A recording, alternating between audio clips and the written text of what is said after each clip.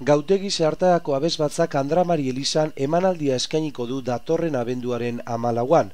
Gautegi Zehartagako Santa Maria elizan izango da emanaldia abenduaren 14an iluntzeko 8:00 Gabonetako klasiko bihurtu den ekitaldia.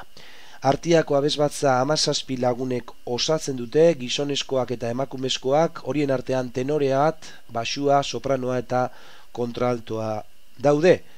Ahots talde hau Jaiza Zit Foruriak zuzentzen du.